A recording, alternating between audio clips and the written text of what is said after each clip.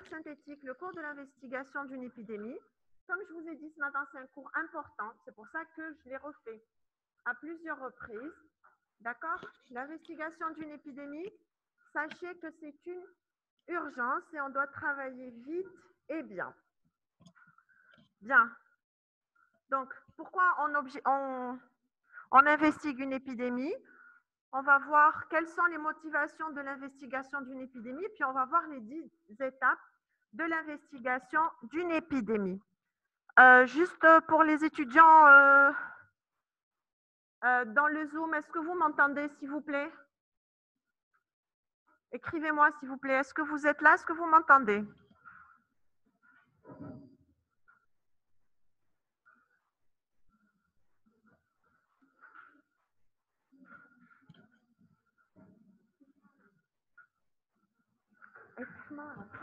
Ça rougit normalement.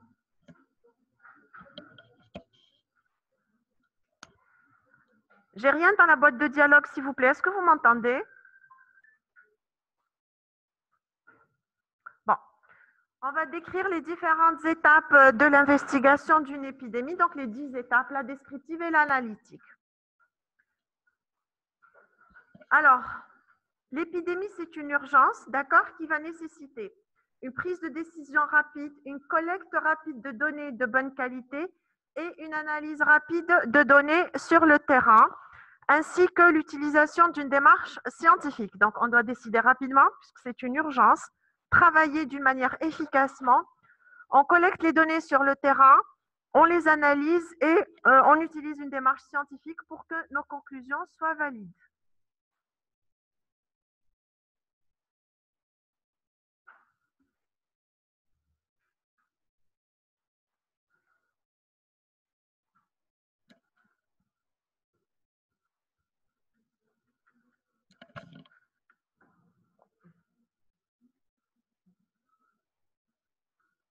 Vous pouvez vérifier, s'il vous plaît, s'ils sont connectés?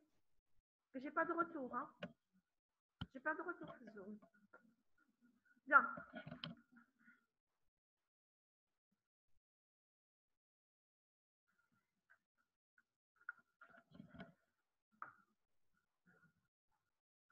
Voici quelques définitions. Donc, une épidémie, c'est une maladie dont les cas observés sont supérieurs au nombre de cas attendus. Souvent, c'est le dépassement d'un seuil exigé. Parfois, un seul cas peut suffire. D'accord?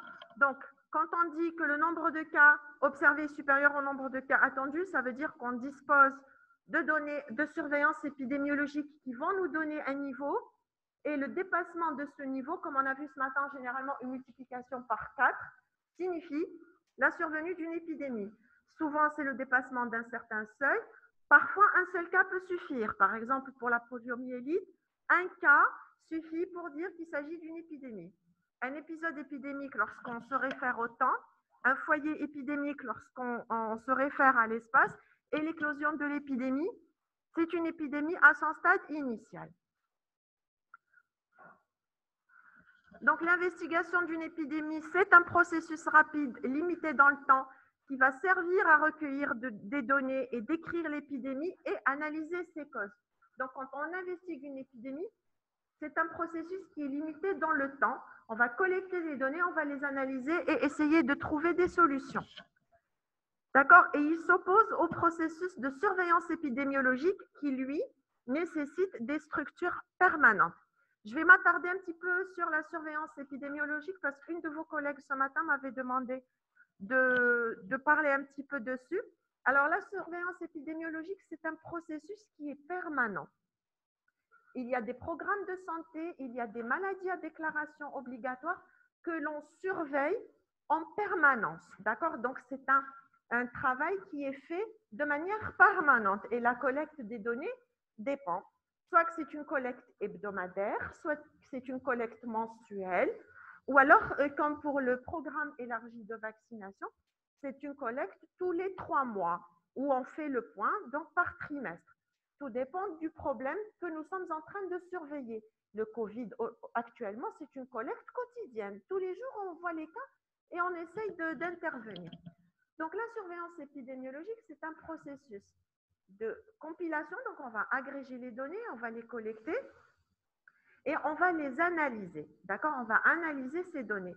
Donc, c'est un processus de compilation, de collecte et d'analyse des données. Et le rythme, ça dépend. Donc, il peut s'agir, comme je vous ai dit, d'une collecte journalière, hebdomadaire, mensuelle. Et bien sûr, ça nécessite des structures permanentes. Une maladie qui est soumise à déclaration obligatoire, c'est tout au long de l'année, tout au long de la semaine, et on ne va pas s'amuser à occulter cette déclaration. Donc, c'est des gens qui sont chargés de surveiller la pathologie. Et là, on a deux types ou trois types de surveillance. Nous avons la surveillance active. La surveillance active lorsque c'est nous qui allons chercher l'information. D'accord? Donc, cette surveillance, elle est dite active lorsque c'est nous qui allons chercher l'information. La surveillance est dite passive lorsque l'information vient d'elle-même. D'accord? Lorsque théoriquement la maladie est à déclaration obligatoire, le médecin ou la structure qui a cette pathologie, elle envoie automatiquement l'information au service d'épidémiologie ou là aux instances concernées. Maintenant, nous avons un processus qui est semi-actif, c'est-à-dire que lorsque l'information ne nous parvient pas, on va la chercher, sachant qu'après stimulation, si vous voulez, elle va venir d'elle-même. Vous avez compris, donc il y a la recherche active, passive et il y a la semi-active pour la surveillance épidémiologique. Et puis, il y a un élément qui est très important, c'est la rétro-information. D'accord? Lorsqu'on collecte l'information et qu'elle arrive au sommet, c'est très important le retour d'information pour que les gens de la base sachent les problèmes qui sévissent à leur niveau et comment ils sont répartis. Parce qu'eux nous donnent des informations brutes. Une fois que nous l'analysons, il est très important qu'on leur retourne l'information pour qu'ils sachent l'intérêt de cette information et d'une bonne collecte de l'information.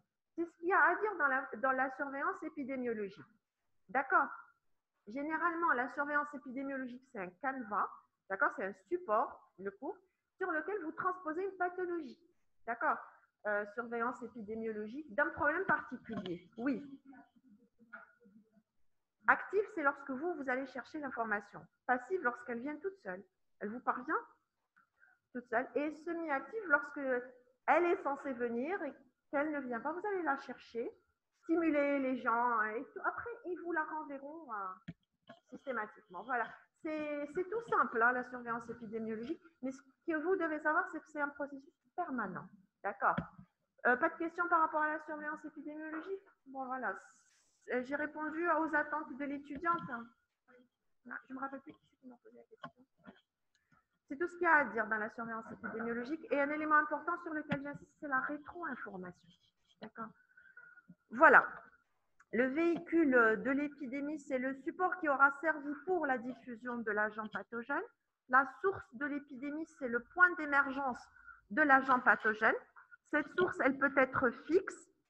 Il peut s'agir d'un individu ou d'un objet, comme elle peut être ponctuelle, persistante ou commune. On en a parlé la fois dernière. Alors, pourquoi investiguer une épidémie? C'est pour enrayer la propagation de l'épidémie. C'est logique. Donc, si on fait tout ce travail, c'est pour arrêter au plus vite le processus, prévenir les nouveaux épisodes épidémiques, approfondir les connaissances sur la maladie. Donc, mieux on connaît la pathologie, mieux on est capable de la prévenir.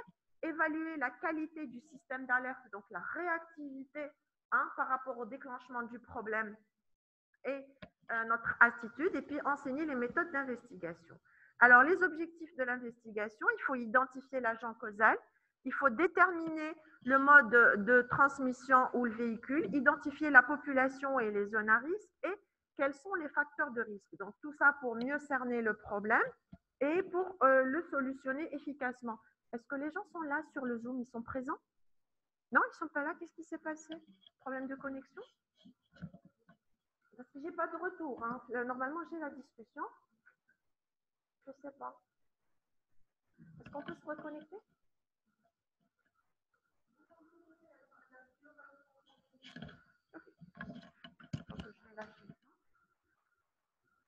Alors, quelles sont les étapes de l'investigation? l'investigation, il y a 10 étapes. On a dit la phase descriptive, où nous allons décrire le problème en fonction du temps, du lieu et des caractéristiques de personne. À la fin de cette phase descriptive, nous allons définir des hypothèses que nous allons confirmer ou infirmer dans la phase analyse. Donc, premièrement, il faut affirmer l'existence de l'épidémie. Donc, il faut définir le cas, c'est quoi le problème face auquel nous sommes, et puis confirmer qu'il s'agit bien d'une épidémie. D'accord? Donc, premièrement, c'est très important de confirmer la pathologie face à laquelle nous sommes. Deuxième élément, de confirmer qu'il s'agit d'une épidémie, c'est-à-dire d'une augmentation anormale du nombre de cas. Et c'est une augmentation réelle et il ne s'agit pas d'un artefact.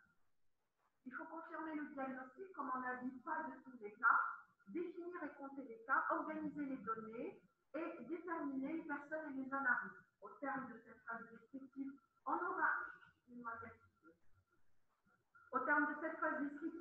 généré des hypothèses, donc qu'on va formuler, on va les tester grâce à une étude analytique ou bien cohorte ou bien témoin.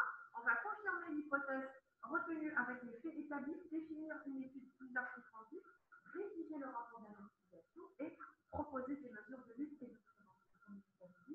Ces mesures de lutte et de prévention ne doivent pas être formulées à la fin, mais tout au long de l'investigation, commençant par des mesures générales de lutte, puis on les spécifie au fur et à mesure qu'on a des informations. Premièrement, il faut d'abord affirmer l'existence de l'épidémie. Et ça, c'est important.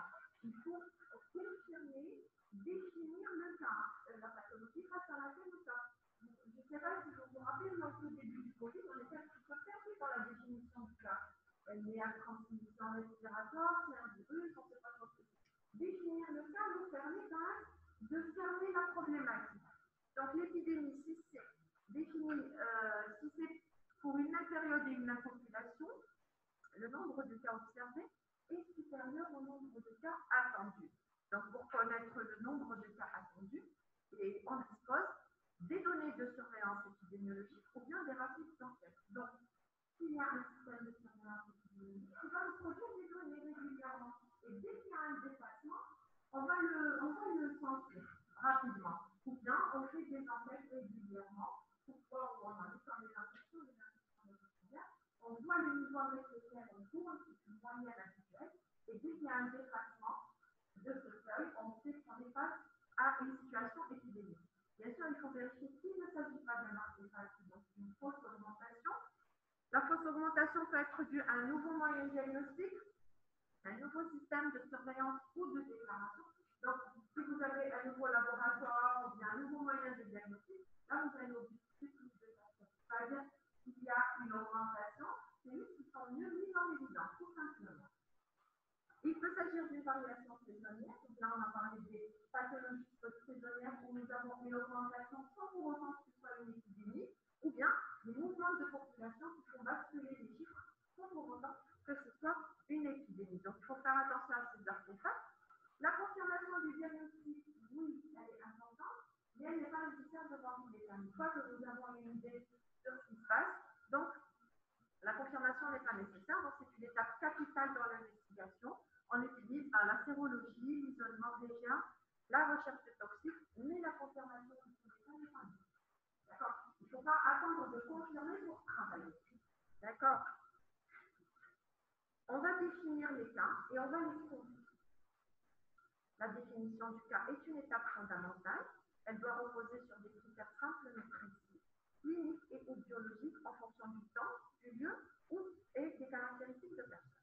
Donc, lorsqu'on connaît la pathologie, on utilise la définition.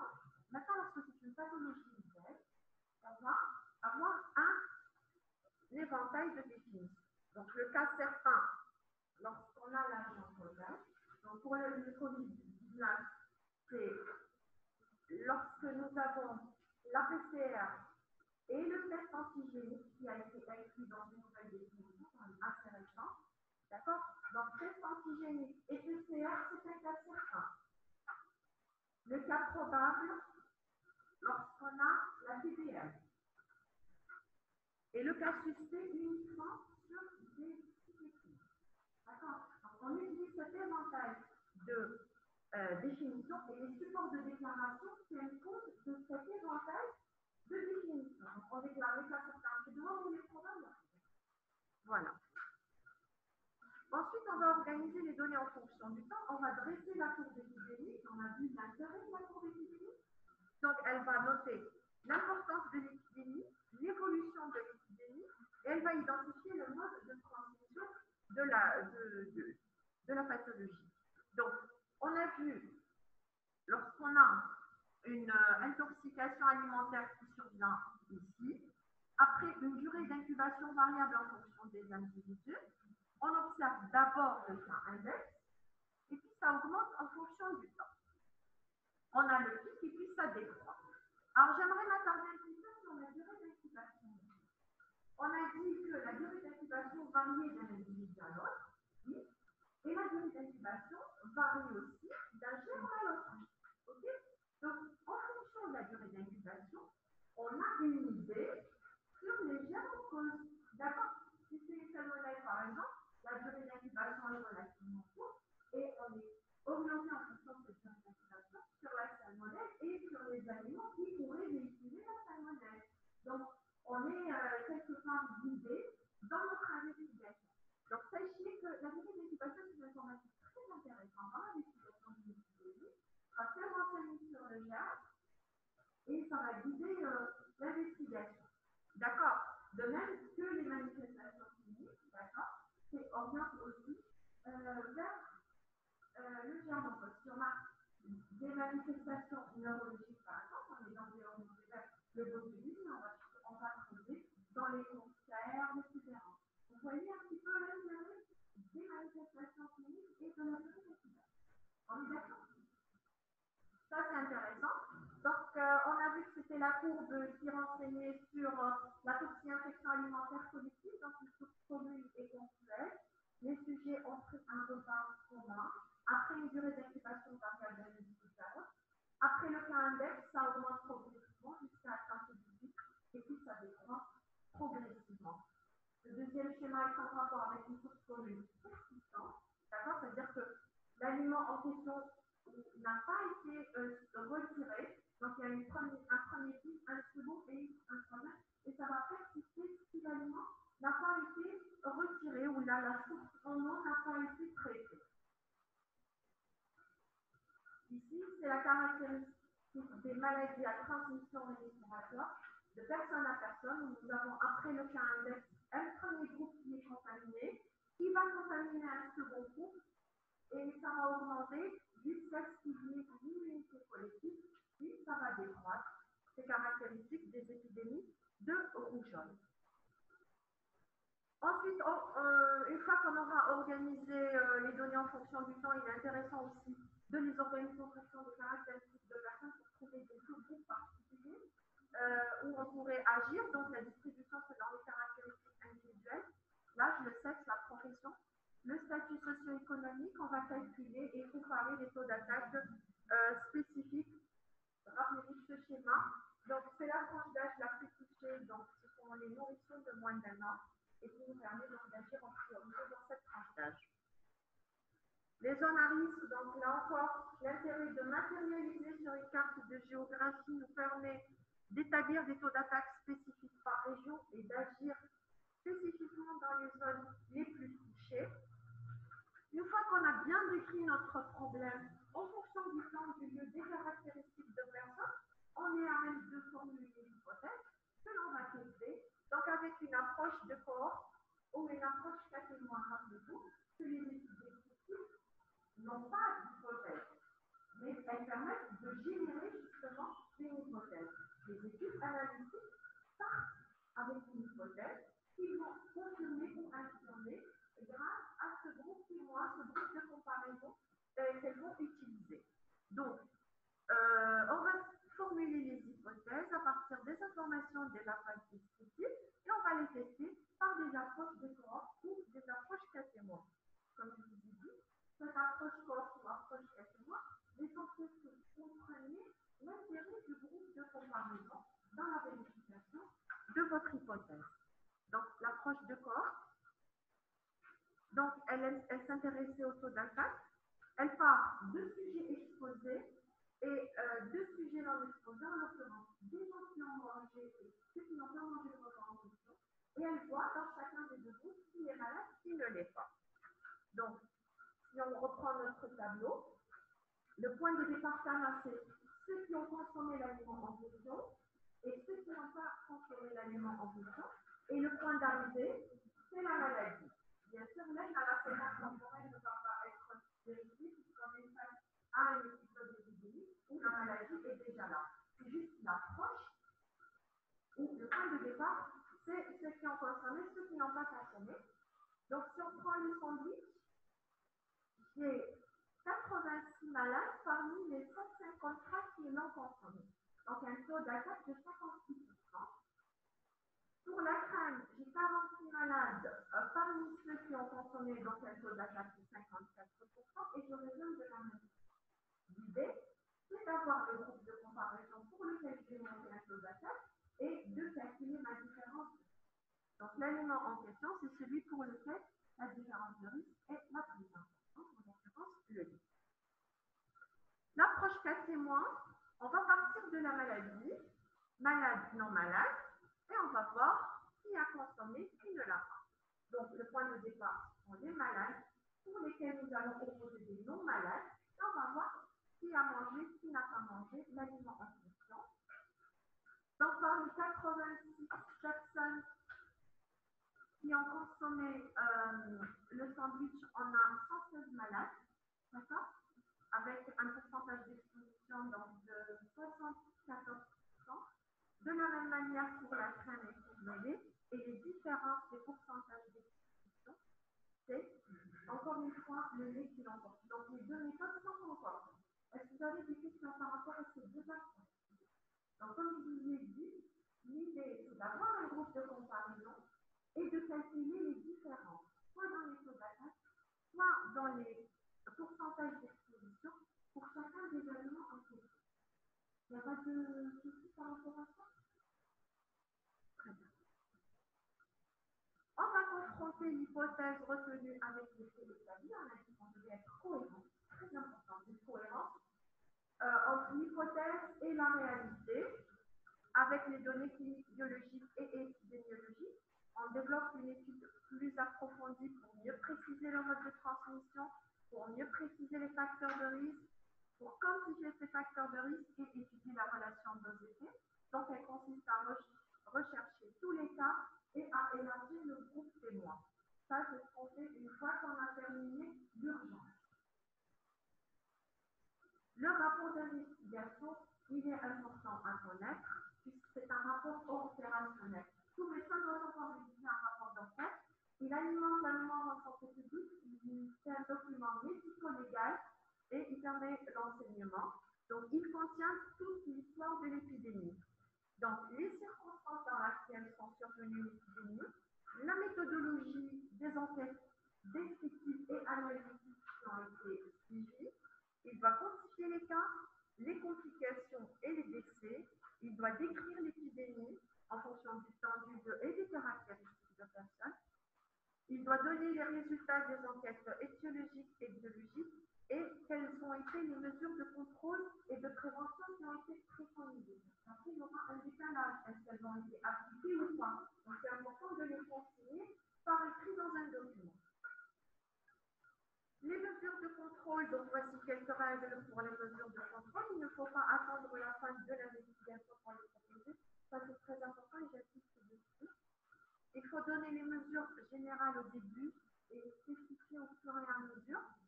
Voici des exemples de mesures de prévention et de contrôle. Chloration de l'eau, mesures d'hygiène, retrait du produit causal et vaccination éventuellement. Comme note de conclusion, donc l'investigation d'une épidémie doit permettre d'identifier la source et le véhicule et de proposer des solutions aux problèmes. Donc même si la source et le véhicule ne sont pas identifiés, on peut quand même identifier les groupes et les zones à risque et orienter les mesures de contrôle et de prévention. Donc là, j'ai refait le cours en insistant sur l'importance de définir les cas pour bien cerner le problème face auquel on cas. J'ai insisté, j'ai apporté la nouvelle notion de durée d'incubation qui était variable non seulement en fonction des individus, mais en fonction information méthodologique. J'insiste une fois encore sur l'importance du groupe témoin, d'accord, pour pouvoir conclure, l'importance de rédiger le rapport d'enquête et les mesures de contrôle et de prévention qui doivent être données dès le début. Voilà. Est-ce que vous avez des questions par rapport à l'investigation des épidémies? Est-ce que vous avez lu le cours des maladies chroniques? Vous l'avez fait? Vous l'avez fait? La question? Est-ce que vous l'avez pas lu? Vous allez conscience spécifiquement par rapport à ce cours que je pourrais, auquel je pourrais répondre. Apparemment, c'est ma dernière séance avec le groupe 12.